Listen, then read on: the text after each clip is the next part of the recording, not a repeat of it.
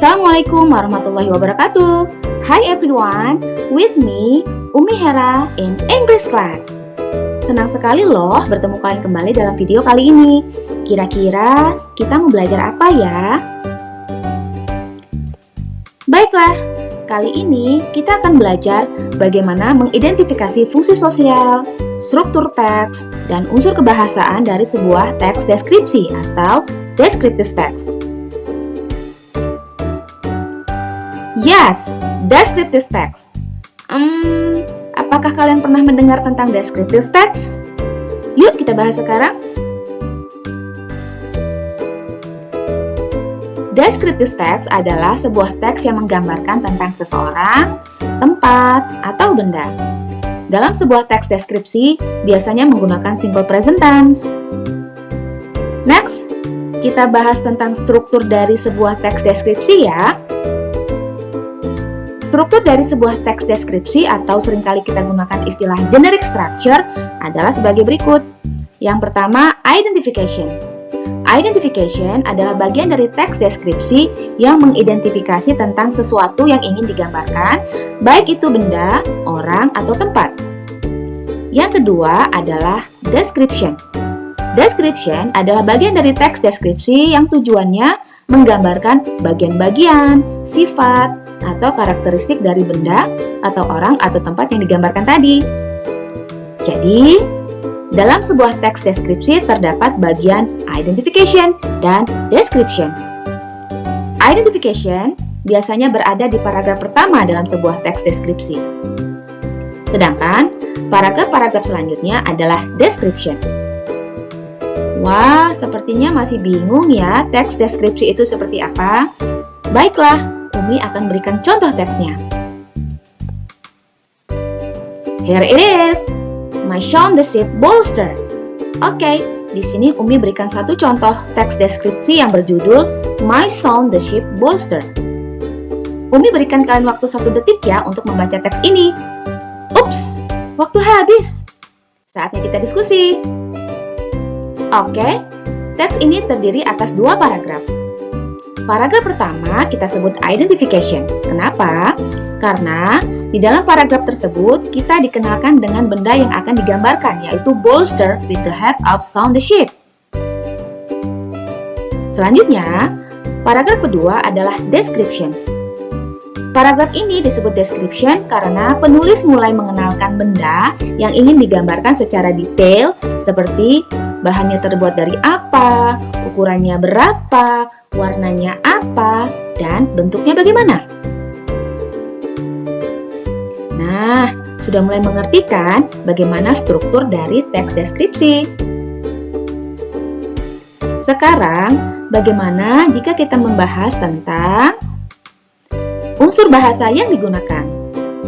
Seperti yang sudah kita bahas di awal, bahwa teks deskripsi menggunakan simple present tense. Ngomong-ngomong, apa sih simple present tense? Simple present tense kita gunakan ketika kita ingin memberikan informasi tentang fakta-fakta, kebenaran umum, dan aktivitas yang berulang-ulang di waktu sekarang. Saat kita bicara tentang tenses, seperti misalnya simple present tense ini, kita tidak lepas dari bicara tentang pola kalimatnya.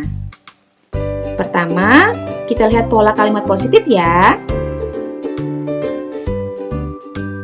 Untuk membuat kalimat positif, kita harus tuliskan subjek, kemudian kata kerja, dan objek atau keterangan.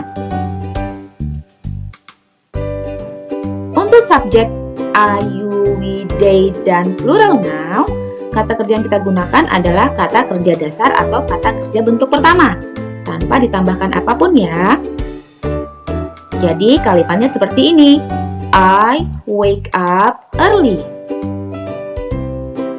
Sedangkan jika subjeknya adalah he, she, it singular noun, kata kerja yang digunakan adalah kata kerja bentuk pertama yang ditambahkan s. Jadi kalimatnya akan berubah seperti ini. He wakes up early. Bagaimana dengan kalimat negatif ya? Tentu saja, kalimat negatif sama mudahnya dengan kalimat positif. Kita cukup menambahkan do not atau does not setelah subjek. Jadi kalimat negatifnya akan seperti ini. I do not wake up early atau she does not wake up early. Untuk kalimat negatif, tidak ada perbedaan kata kerja yang digunakan untuk semua subjek ya.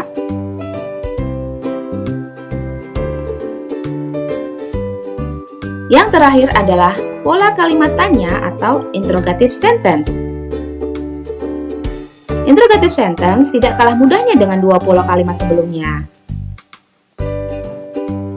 Pada kalimat ini, kita cukup menempatkan do atau does di awal kalimat dan lengkapi kata tanya di akhir kalimat. Do you wake up early? Does he wake up early? Baiklah, kita sudah belajar tentang struktur teks dan fitur bahasa yang digunakan dalam sebuah teks deskripsi. Mudah sekali, bukan? Oke, selanjutnya di sini Umi punya sebuah teks deskripsi loh. Teks ini ditulis oleh teman kita, Rania Gantari Pranoto. Rania akan bercerita tentang sahabatnya yang bernama Aisyuhal Husna. Mari kita baca bersama-sama. Nah, dari teks tersebut, apakah kalian bisa menemukan mana identification dari teks tersebut? Ya, betul sekali.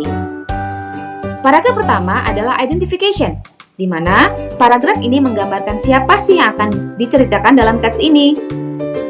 Paragraf pertama ini mengenalkan kita kepada Aisyuhal Husna.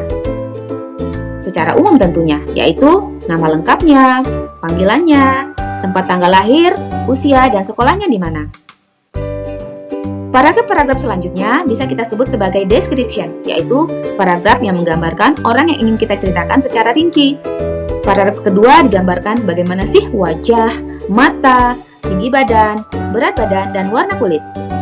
Paragraf ketiga digambarkan bagaimana karakter dari orang yang ingin kita ceritakan. Tentu saja dengan informasi tentang keluarganya. Paragraf keempat diceritakan hobi atau kesukaan dari orang tersebut. Jadi, dalam teks tersebut terdapat 3 paragraf untuk description ya. Wah, semakin jelas dan mudah kita memahami tentang teks deskripsi ya. Selanjutnya, giliran kalian ya membuat teks deskripsi. Selamat mencoba!